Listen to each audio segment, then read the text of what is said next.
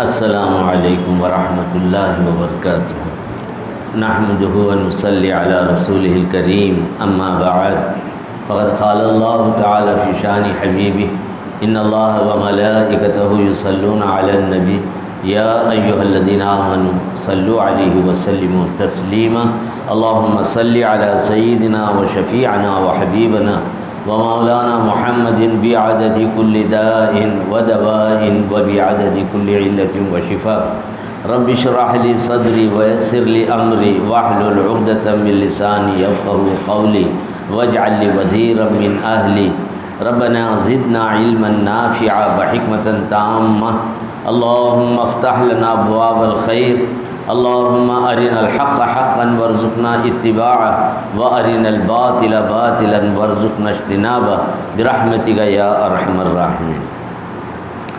بزرگان محترم، عزیزان گرامی قدر، عزیز دوستو، صاحبو، سورہ انعام کی ایک آیت اس وقت میرے پیش نظر ہے۔ اس آیت میں اللہ تبارک و تعالیٰ کی قدرت بیان کی گئی ہے، اور یہ بات بیان کی جا رہی ہے کہ یہ کائنات ختم ہوگی تو کس انداز سے ہوگی۔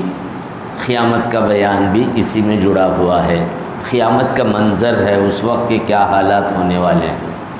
قرآن کریم میں قیامت کے لیے ایک دو نہیں، تقریباً 100 کے قریب الفاظ ہیں الگ الگ انداز سے۔ یہ دنیا نہ ہمیشہ سے تھی نہ ہمیشہ رہے گی، ایک ہی ذات ہے جو ازل سے ہے، ابد تک ہے، ہمیشہ ہمیشہ رہے گی۔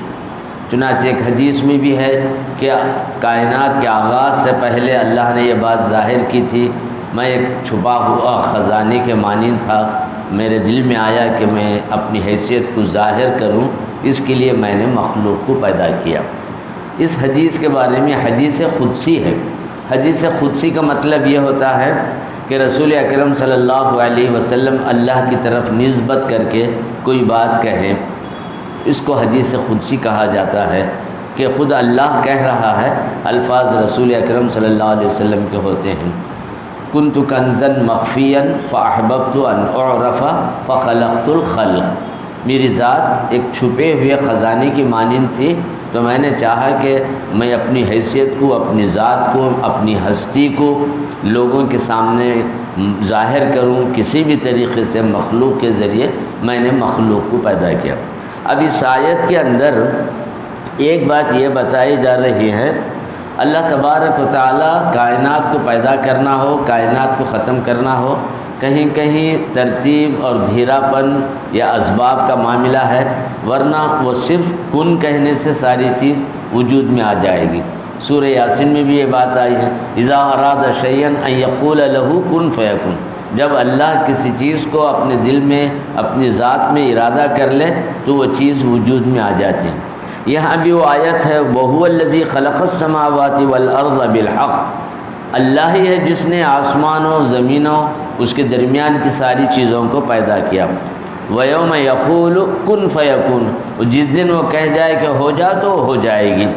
پھر اس کے بعد ایک بڑی بات جو اہم بتائی جا رہی ہے، وَلَهُ الْمُلْكُ وَيَوْمَ يُنفَخُ فِي الصُّورِ، سلطنت، ملک، قہاریت، جباریت، قدرت صرف اللہ ہی کی ذات کو ہے۔ دنیا میں کچھ عرصے کے لیے اللہ نے کسی کو سلطنت دی، اختیار دیا، کچھ معاملات دیے، لیکن غور سے دیکھا جائے تو ہر شے پر اللہ کی قدرت ہی ہے۔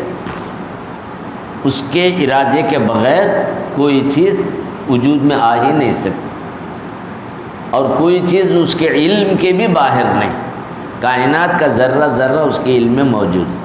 اب وہ ایک چیز یہ ہے یہاں، وَيَوْمَ يُنفَخُ فِي الصُّورِ، جس دن جب سور پھونک جائے گا، پھونک دیا جائے گا تو ساری حکومت اسی کی ہوگی، اس میں کسی کا کوئی معاملہ نہیں ہے۔ اب یہ سور کیا ہے؟ ایک قسم کا، اسے نرسنگا کا لفظ بعض مترجمین نے استعمال کیا ہے، ایک آلہ ہے جسے پھونکنے سے آواز دور تک جاتی ہے، لیکن عام آلے کے حساب سے سور کو ہم تصور نہیں کر سکتے، یہ غیب کی چیز ہے، یہ اتنی وسیع و عریض ہے کہ اس کا تصور بھی ہم نہیں کر سکتے۔ اب یہ سور کی ذمہ داری اللہ تبارک و تعالیٰ نے ایک فرشتے کو دے رکھا ہے، حضرت اسرافیل علیہ السلام۔ چنانچہ اس کے تعلق سے حضور کی ایک حدیث آ رہی ہے، اللہ نے زمین و آسمان کو مخلوق کو پیدا کرنے کے بعد حضرت اسرافیل علیہ السلام کو سور دے دیا، وہ منہ میں لے کر ایسے جھکے ہوئے ٹھہرے ہیں کہ کب اللہ تبارک و تعالی حکم دے گا میں اسے پھونکوں گا۔ حضور کی یہ بھی حدیث ہے، اللہ نے آسمان و زمین کی پیدائش کے بعد سور کو پیدا کر دیا، اور وہ سور حضرت اسرافیل علیہ السلام کو دے دیا۔ وہ عرش کی طرف نگاہ جمائے ہوئے منتظر ہیں کہ کب حکم آئے اور وہ پھونک دے۔ اب سور کے تعلق سے 3 درجے بتلا دیے گئے۔ ایک مرتبہ جب حضرت اسرافیل علیہ السلام سور پھونکیں گے تو زمین و آسمان کی ساری مخلوق حیبت میں آ جائے گی، پریشانی حیرت کا یہ عالم ہوگا۔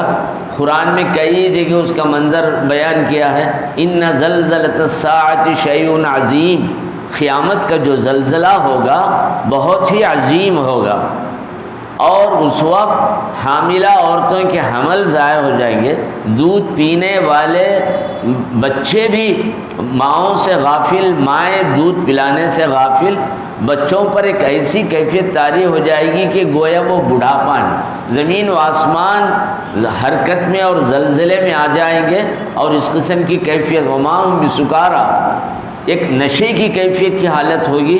حضرت اسرافیل علیہ السلام سور پھونک دیں گے تو سارے کے سارے ختم ہو جائیں گے۔ اب اس میں ہر ایک کی ترتیب بیان کی جا رہی ہے کہ اس کے بعد جو سور پھونکنے کے بعد جب سارے ہو جاتے ہیں تو جبرائیل اور میکائیل یہ دونوں باقی رہے، اسرائیل کے ذریعے پھر یہ معاملہ، اس کے بعد یہ دونوں فرشتے ختم کر دیے جائیں گے۔ اس وقت عرش کو 8-10 فرشتے اٹھائے ہوئے رہیں گے، ان کی بھی موت ہو جائے گی، جبرائیل کی بھی موت، میکائیل کی بھی موت، پھر اس کے بعد اسرافیل کی بھی موت، حتیٰ کہ اسرائیل ایک باقی رہ جائیں گے کہ تمہارا کام سب کی روحوں کو ختم کرنا تھا، وہ تمہارا کام ہو چکا، لہٰذا اب تم پر بھی موت طاری کر دی جائے گی۔ اس طریقے سے وہ بھی چلے جائیں گے، تو گویا صرف خدا کی ایک ہی ذات باقی رہے گی، کائنات کی کوئی چیز نہیں۔ اس کے بعد پھر اللہ تبارک و تعالی دوبارہ عرش کے پاس سے ایک قسم کی بارش نازل فرمائیں گے، جس کی وجہ سے جتنے بھی لوگ یہ تھے پھر ان کو ایک نئی زندگی ملے گی، اور زمین پھٹ کر سارے مردے باہر آ جائیں گے۔ چنانچہ وَيَوْمَ يُنفَخُ فِي الصُّورِ، سورہ یاسین کے اندر یہ بات آ رہی ہے، خبروں سے نکل کر لوگ باہر آئیں گے، اِذَا هُمْ يَنْسِلُونَ، اور اس کے بعد یہ کہیں قَالُوا يَا وَيْلَنَا مَنْ بَعَثَنَا مِنْ مَرْقَدِنَا هَذَا مَا وَعَدَ الرَّحْمَنُ وَصَدَقَ الْمُرْسَلُونَ۔ تو اس وقت خبروں سے بھی یہ لوگ نکل کر آئیں گے، ایک عجیب و غریب سما رہے گا، اور جتنے بھی ارواح ہیں ان کے جسم میں داخل ہو جائیں گے۔ پھر اس کے بعد اللہ تبارک و تعالیٰ آسمان و زمین کو بدل دیں، یوم تبدل الارض غیر الارض والسماوات والارض، زمین و آسمان بدل جائیں گے، اور اس کے بعد پھر اللہ تبارک و تعالیٰ پھر مخلوق کو دوبارہ زندہ فرمائیں گے، سب میدان حشر میں جمع ہو جائیں گے۔ ایک ایسا بڑا میدان رہے گا جس کے لاکھوں کروڑوں ازل سے لے کر اب تک جتنے انسان پیدا ہوئے تھے سب کے سب جمع ہو کر رہ جائیں گے۔ اس کے بعد بہت خوب روحیں بڑے پارسا، بہت خوب روحیں بڑے پارسا، محمد سا کوئی۔ آج یہ معاملہ پیش آئے گا کہ رسول اکرم صلی اللہ علیہ وسلم کی شفاعت کا مرحلہ سامنے آئے گا۔ حضرت صلی اللہ علیہ وسلم 3 مرحلوں میں شفاعت فرمائیں گے۔ آپ سب سے پہلے جنت میں داخل ہوں گے، جنت کے پاس جتنے بھی جنتی لوگ رہیں وہاں رکے رہیں گے، اور حضور اندر پہنچ کر سجدے میں جائیں گے، اللہ کی حمد و ثنا بیان کریں گے۔ ایسی حمد و ثنا ہوگی اس سے پہلے کسی مخلوق کی زبان سے ایسی نہیں ہوئی تھی۔ آپ سر پیشانی زمین پر رکھ کر کہیں گے تو اللہ فرمائے گا ارفع راسک سل تشفع، آپ سر اٹھائیے، پوچھئے کیا پوچھنا چاہتے ہیں۔ آپ سر اٹھانے کے بعد جنتیوں کو داخلے کی اجازت چاہیں گے تو جن پر جنت کے جو مستحق تھے وہ ان کو داخلہ دیا جائے گا، وہ چلے جائیں گے۔ پھر اس کے بعد حضور اکرم صلی اللہ علیہ وسلم دوسری مرتبہ شفاعت فرمائیں گے۔ اس شفاعت کے اندر جتنے بھی دوزخ میں اہل ایمان گئے ہیں ان سب کو نکال لیا جائے گا، ایک ایک کر کے سب کو آتے چلے جائیں گے۔ پھر تیسری شفاعت میں اللہ تبارک و تعالیٰ تمام انبیاء کرام کو، شہداء کو، صالحین کو بھی شفاعت کا درجہ عطا فرمائیں گے، یہ لوگ بھی شفاعت فرمائیں گے۔ اس موقع پر حضور اکرم صلی اللہ علیہ وسلم کی شان کریمی بڑے اچھے انداز سے جاری ہو جائے گی کہ آپ صلی اللہ علیہ وسلم کے پاس ساری مخلوق پہنچے گی۔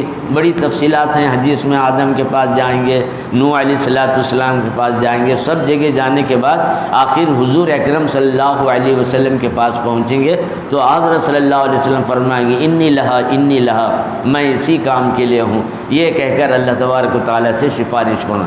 تو اللہ تبارک و تعالیٰ کی شان کریمی اس طریقے سے ظاہر ہو جائے گی کہ جو دوزخ میں ہیں کسی کے سینے میں 1 دینار کے مقدار بھی ایمان ہے تو اس کو باہر نکالو، اور اس طریقے سے بے حساب لوگ نکال لے جائیں۔ پھر پوچھا جائے گا نصف دینار، آدھا دینار، پھر کہا جائے گا کہ پو دینار، ربع دینار، اس طریقے سے ہزاروں اہل و ایمان جو گناہ کی وجہ سے دوزخ میں رہیں گے ان کو نکال لیا جائے گا۔ پھر آخر مرحلہ یہ رہے گا جس کے دل میں رائی کے برابر بھی ایمان ہے اس کو بھی باہر نکال لیا جائے۔ یہ سب اہل ایمان کے لیے ہے، کافروں کا معاملہ الگ ہے، وہ دوزخ میں ہمیشہ ہمیشہ رہیں گے، اس قسم کی روایت ہے۔ تو گویا یہ کائنات کا جو منظر اس وقت کا جو عجیب و غریب ہے، اللہ تبارک و تعالیٰ سب کو پیدا کریں گے، پھر سب کو ختم کریں گے، جنت میں جائیں گے اہل ایمان، وہ تفصیل ہے قرآن کی بہت ساری آیتوں۔ اس میں ایک بہت بڑا اہم مسئلہ یہ ہے کہ قیامت میں اہل ایمان اللہ تبارک و تعالیٰ کو دیکھ لیں گے۔ صرف ایک فرقہ معتزلہ ہے، وہ فرقہ انکار کرتا ہے، وہ کہتا ہے کہ نہیں، کوئی بھی اللہ تبارک و تعالیٰ کو دیکھ ہی نہیں سکتا، کیونکہ حضرت موسیٰ علیہ السلام کے ذکر میں آیا ہے لن ترانی، یہ بات کہی گئی کہ آپ ہرگز تم مجھے دیکھ نہیں سکتے۔ حضرت موسیٰ علیہ السلام کے حوالے سے معتزلہ کہتے ہیں کہ نہیں، کوئی بھی نہیں دیکھ، لیکن اہل سنت و جماعت یہ کہتے ہیں کہ ایسی بات نہیں، ضرور اللہ تبارک و تعالیٰ کا دیدار سارے مومنون کو ہوگا۔ اس کے لیے قرآن کی آیت کے علاوہ حدیثیں بھی ملتی ہیں، وجوہ یومئذ ناظرۃ الی ربہا ناظرہ، اس دن کچھ چہرے تر و تازہ ہوں گے، پروردگار کی طرف دیکھتے ہوں گے۔ تو گویا دیدار کا ثبوت قرآن کریم سے بھی ہے اور حدیثوں میں بھی ہے۔ نبی اکرم صلی اللہ علیہ وسلم کے تعلق سے بھی حدیثیں بھی ملتی ہیں، قرآن کریم میں بھی ہے۔ حضرت موسیٰ علیہ السلام کو پہلا ایک حکم ہوا کہ آپ کوہ طور پر آئیے، 30 دن روزے رکھیے۔ جب وعدے کے مطابق وہاں پہنچے، 30 دن روزے رکھے، تو پھر اللہ تبارک و تعالیٰ نے اور حکم دیا کہ آپ اور 10 روزے بڑھا لیں۔ گویا 40 روزوں کا حکم حضرت موسیٰ علیہ السلام کو دیا گیا۔ 40 روزے مکمل ہوئے تو اس کے بعد اللہ تبارک و تعالیٰ نے آپ کو تورات عطا فرمایا۔ اب وہ 40 دنوں کے تعلق سے مفسرین نے لکھا ہے کہ یہ روزے حضرت موسیٰ علیہ السلام نے ذی القعدہ کی پہلی تاریخ سے ذی القعدہ کی 30 تاریخ تک مکمل کیے۔ پھر اللہ نے آپ کو مزید 10 روزے رکھنے کے لیے کہا، وہ ذی الحجہ کے 10 روزے تھے۔ اس طریقے سے 40 روز پورے ہوئے۔ عید کے دن اللہ تبارک و تعالیٰ نے اپنے دیدار سے بھی، اپنے ہم شرف کلام سے بھی آپ کو مشرف فرمایا۔ یہاں بات چیت کیا اللہ تبارک و تعالیٰ نے۔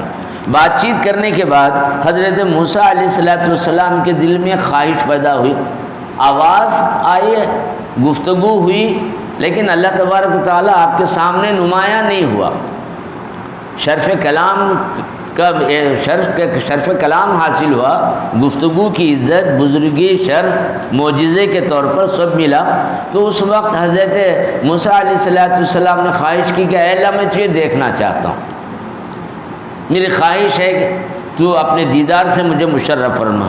وہ قرآن کریم میں سورہ اعراف کے اندر وہ تفصیل ہے، وہ آیتیں ہیں وَلَمَّا جَاءَ مُوسَىٰ لِمِيقَاتِنَا وَكَلَّمَهُ رَبُّهُ، جب وہ میقات پر جو جگہ بتلا دی گئی وہاں پہنچے وعدے کے مطابق اور 40 دن روزے رکھے، تو اللہ تبارک و تعالیٰ نے ان سے کلام کیا۔ کلام کرنے کی وجہ سے ان کے دل میں خواہش پیدا ہوئی، قال ربی ارنی انظر الیک، اے پروردگار میں تجھے دیکھنا چاہتا ہوں۔ تو اللہ نے جواب دیا لن ترانی، تم نہیں دیکھ سکتے۔ لیکن جب وہ حد سے زیادہ اصرار کیے تو اللہ تبارک و تعالیٰ نے کہا کہ پہاڑ کی طرف تم دیکھو۔ چنانچہ بعض حدیثوں میں بھی ہے کوئی زندہ آدمی مجھے دیکھ لے گا تو جل کر خاکستر ہوگا، کوئی مجھے دیکھ نہیں سکے گا، اگر دیکھنا ہی ہے تو پہاڑ کی طرف دیکھو۔ چنانچہ پہاڑ پر تجلی ظاہر کر دی گئی تو پہاڑ جل کر خاکستر ہو گیا۔ حضرت موسیٰ علیہ السلام غش کھا کر بے ہوش ہو کر گر گئے۔ جب ہوش آیا تو آپ کی آنکھوں میں اتنی روشنی تھی، قاضی عیاض نے یہ بات لکھی ہے، دیدار الہی کا یہ اثر تھا کہ اس کی تجلی کی وجہ سے حضرت موسیٰ علیہ السلام رات کی تاریکی میں چونٹی بھی چلتی تھی اسے دیکھ لیتے تھے۔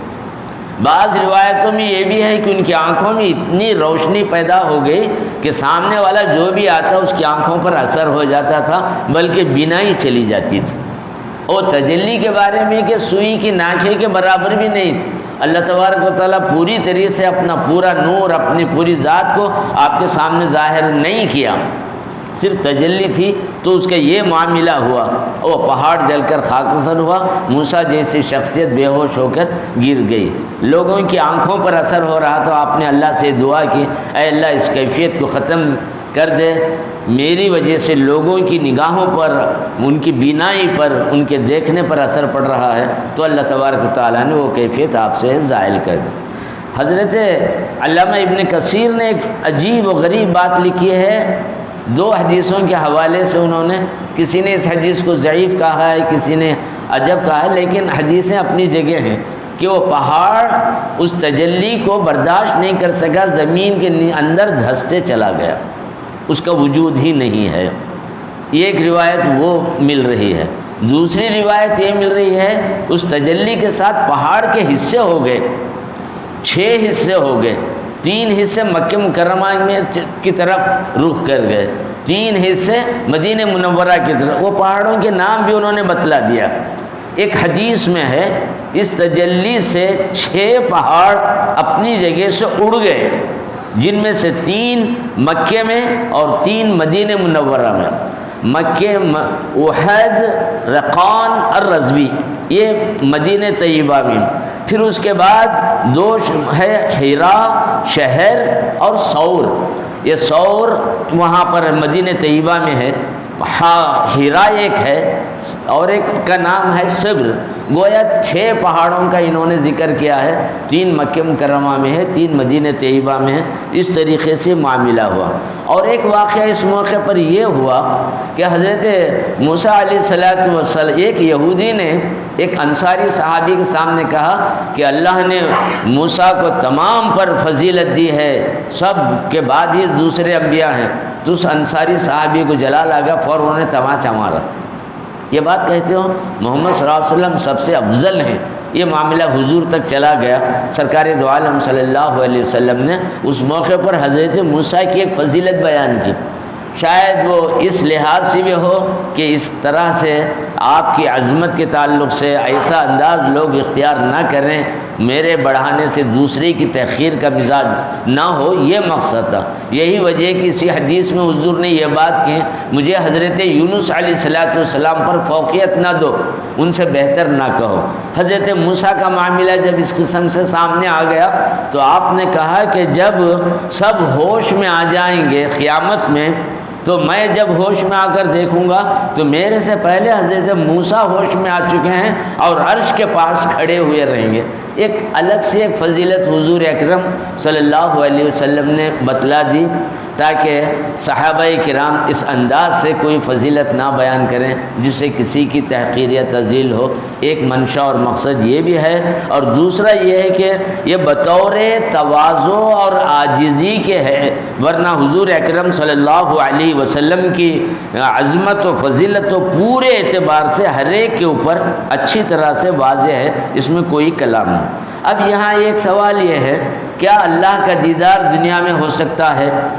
لا تدرک الابصار وہو یدرک الابصار بول کر ایک آیت ہے، کوئی بھی اللہ تبارک و تعالیٰ کا دیدار دنیا میں نہیں کر سکتا۔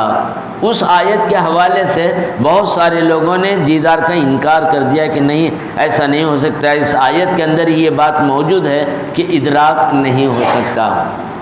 اس کے تعلق سے میں گفتگو کو بڑی اختصار کے ساتھ گفتگو کو مکمل کر لوں گا تاکہ زیادہ وقت مناسب نہیں ہے۔ دو لفظ بڑے علمی ہیں، ذرا اس لفظ کو ذہن میں بٹھا لیا جائے تو مسئلہ آسانی سے حل ہو۔ ایک ادراک ہے، ایک رویت۔ ادراک کا معنی ہے کسی چیز کو اس کی پوری حقیقت، اس کا پورا احاطے کے ساتھ دیکھنا، ادراک ہے۔ اسی لیے قرآن میں آیا لا تدرک الابصار، آنکھیں اللہ کو محیط نہیں کر سکتی، گھیر نہیں سکتی، یہ معنی۔ ادراک کے معنی ہے کسی چیز کو پوری طریقے سے احاطہ کرنا۔ رویت یہ ہے، دیکھنا یہ ہے، صرف ظاہری طور پر دیکھ لیں، اس کی حقیقت، گناہ، گہرائی جو بھی ہے اس کے ساری چیزوں کے ساتھ دیکھنا، یہ رویت کا کام نہیں ہے۔ تو رویت ممکن ہے، ادراک ممکن نہیں۔ دو گفتگو، اس کی مثالیں بھی بزرگوں نے دی ہیں۔ جیسے کوئی آدمی چاند کو دیکھ رہا ہے، چاند کو تو دیکھ رہا ہے، لیکن چاند کیسا ہے، اس کے اندر کیا کیا چیزیں ہیں، اس کی خاصیتیں کیا ہیں، اس کی صفات کیا ہے، اس کا پورا احاطہ نہیں کر سکتا۔ تو ایسے ہی اللہ تبارک و تعالیٰ کا دیدار ہوگا، اللہ تبارک و تعالیٰ کا احاطہ نہیں ہوگا۔ دوسری مثال اور یہ دی گئی ہے، کسی نے دریا کو دیکھا، یہ رویت، ادراک دریا کا نہیں کر سکتا کوئی، پوری دریا کے اندر کتنے مخلوقات ہیں، کیا ہیں، گہرائی کیا ہے، یہ انسان ادراک کرنے سے عاجز ہے۔ یہی مثال دے کر اکثر مفسرین نے اس بات کو سمجھانے کی کوشش کی ہے، رویت یعنی دیدار آخرت میں ہے، دنیا میں نہیں ہے، الا یہ کہ حضور اکرم صلی اللہ علیہ وسلم کو اللہ تبارک و تعالیٰ نے 2 مرتبہ اپنے دیدار سے مشرف فرمائے۔ اسی تفسیر میں، تفسیر ابن کثیر میں عبداللہ ابن عباس رضی اللہ تعالی عنہ نے کہا کہ حضرت صلی اللہ علیہ وسلم نے 2 مرتبہ اللہ تبارک و تعالیٰ کو اپنی دنیا میں، اپنی زندگی میں اپنی آنکھوں سے دیکھا۔ 1 مرتبہ اپنی آنکھ سے دیکھا، 1 مرتبہ اپنے دل کی آنکھوں سے دیکھا۔ حضرت عائشہ صدیقہ رضی اللہ تعالی عنہ کی حدیث دیکھتے ہیں تو وہ کہتے ہیں کہ نہیں، جس کسی نے بھی کہا ہے کہ حضور اکرم صلی اللہ علیہ وسلم نے اللہ کو دنیا میں دیکھا ہے تو یہ بات لینے کی نہیں ہے۔ تو اس حدیث میں ٹکراؤ آ رہا ہے۔ حضرت عائشہ کہتے ہیں کہ دنیا میں حضور نہیں دیکھے، حضرت عباس کہتے ہیں کہ 2 مرتبہ دیکھیں۔ ان کے اندر تطبیق یا ایڈجسٹمنٹ دونوں کو جوڑنے کی ایک یہ ہے کہ حضرت عائشہ کا قول شاذ ہے، وہ قابل اعتنا نہیں، اور اس اعتبار سے ہے کہ دنیا کے اعتبار سے انہوں نے صرف ادراک کے حوالے سے کہا ہے کہ دنیا میں اللہ کا ادراک نہیں ہوگا، رویت ہو سکتی ہے، یہ معنی لیا۔ اور حضرت عبداللہ ابن عباس نے یہ بات کہی ہے کہ رسول اکرم صلی اللہ علیہ وسلم کو اللہ تبارک و تعالیٰ نے پورے طریقے سے ظاہر ہو کر اپنے آپ کو بتلا دیا۔ ایک موقع پر خود رسول اللہ صلی اللہ علیہ وسلم نے کہا رأیت ربی فی احسن صورتی، میں نے اپنے رب کو بہتر صورت میں، اچھی صورت میں دیکھا، خواب کی شکل میں اور دیدار کی شکل میں نبی اکرم صلی اللہ علیہ وسلم کے اعزاز ہوا۔ سورہ نجم کی تفسیر میں بڑی تفصیلات وہ آ رہے ہیں کہ معراج کے موقع پر اللہ تبارک و تعالیٰ نے اپنا جلوہ رسول اکرم صلی اللہ علیہ وسلم کو دکھلا دیا، حضور نے اللہ کا دیدار کیا۔ اب یہاں وہ بات نہیں ہوگی کہ دنیا میں تو دیدار نہیں ہونے کی بات ہے، پھر حضور وہاں کیسے دیکھے؟ تو اکثر صوفیاء نے کہا ہے کہ معراج کے واقعے کو دنیا میں نہیں جوڑنا چاہیے۔ معراج کا جو واقعہ ہوا ہے ماورائے کائنات کائنات سے ہٹ کر نہ وہاں وقت ہے، نہ زمان ہے، نہ مکان ہے، لا مکان میں آپ گئے ہیں، تو اس مقام میں اللہ تبارک و تعالیٰ نے آپ کو اپنے شرف سے مشرف فرمایا۔ سورہ نجم میں بھی یہ بات کہ فَكَانَ قَابَ قَوْسَيْنِ أَوْ أَدْنَىٰ، قریب تیر اور کمان کا تھا۔ پھر دیدار کر رہے ہیں تو مَا زَاغَ الْبَصَرُ وَمَا طَغَىٰ، آنکھ جھپکے نہ دل میں کوئی بے چینی اور پریشانی رہی۔ یہ کہہ کر رسول اکرم صلی اللہ علیہ وسلم کے دیدار کا ذکر مفسرین نے، بعض محدثین نے کیا ہے۔ اکثر لوگ ادراک کے حوالے سے کہتے ہیں کہ دنیا میں اللہ کا ادراک نہیں ہوگا، لیکن رویت کے معاملے میں کہتے ہیں کہ رویت ممکن ہے، صرف دیکھنا ہے، اس کی حقیقت کو پوری طریقے سے دیکھنا یہ ناممکن بات ہے۔ اس لیے دونوں میں اس قسم کا فرق ہوا ہے۔ اور دیدار الہی یہ اللہ تبارک و تعالیٰ کی طرف سے ایک انعام ہے۔ حضور اکرم صلی اللہ علیہ وسلم نے حدیث میں بھی یہ بات فرمائی، انکم سترون ربکم کما ترون القمر فی لیلۃ البدر، تم آخرت میں اللہ تبارک و تعالیٰ کا دیدار کر لو گے بڑی آسانی سے، وہاں کوئی تمہیں بے چینی اور پریشانی نہیں ہوگی۔ جیسے دنیا میں 14ویں رات کے چاند کو دنیا کے کونے سے جہاں سے بھی تم دیکھ سکتے ہو، ایسے ہی آخرت میں اللہ تبارک و تعالیٰ کو بھی تم دیکھ لو گے۔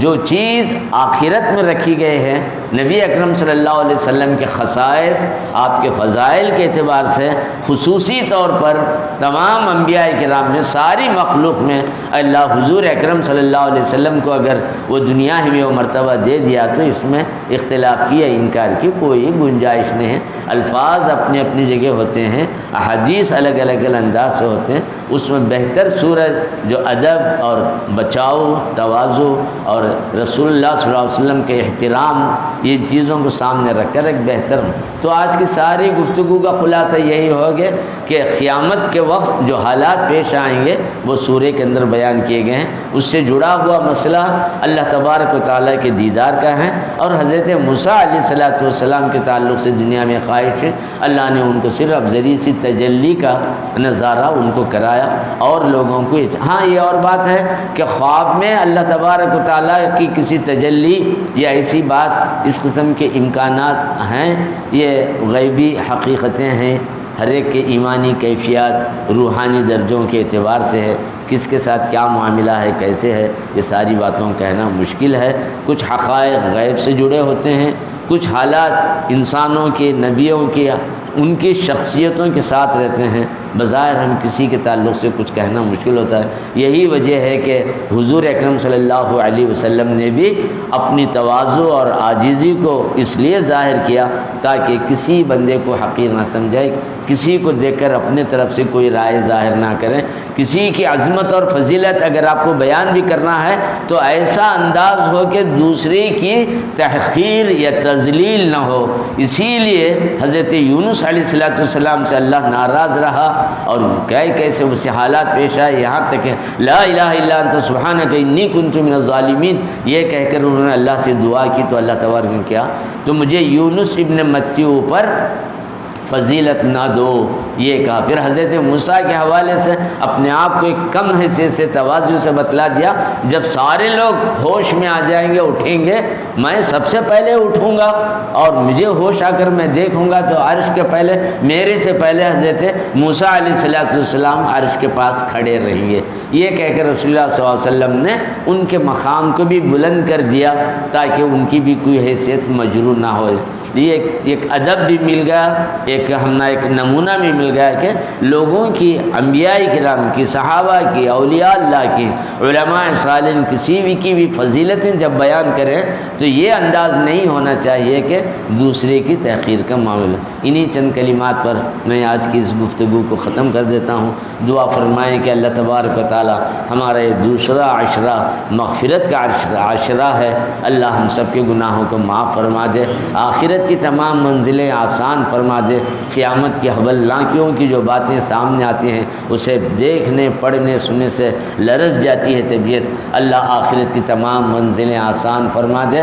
اللہ دوزخ سے ہمیں، ہمارے آبا و اجداد، اہل و عیال، ہماری نسلوں کو، حاضرین کے آبا و اجداد کو، حاضرین کی نسلوں کو، اللہ تبارک تمام اہل ایمان اور صالحین اور کاملین سب کو بھی اللہ تبارک و تعالی جنت کی نعمتوں سے سرفراز فرمائے، دوزخ برزخ کی مصیبتوں سے ہم سب کو محفوظ رکھے۔ اے اللہ تو اپنے فضل و کرم سے نبی اکرم صلی اللہ علیہ وسلم کی شفاعت کی برکت سے آخرت کی ساری منزلیں ہمیں آسان فرما دے، آپ کی شفاعت سے جنت میں داخلہ آسان کر دے۔ شان کریمی ہر جگہ تیری ہم سب پر گنہگاروں پر پوری طریقے سے ظاہر فرما۔ اس دعا کو حضور کے صدقے میں قبول فرما لے۔ ان اللہ و ملائکتہ یصلون علی النبی یا ایھا الذین آمنوا صلوا علیہ وسلموا تسلیما اللهم صل علی محمد وعلی آلہ وصحبہ اجمعین سبحان ربک رب العزة عما یصفون وسلام علی المرسلین والحمد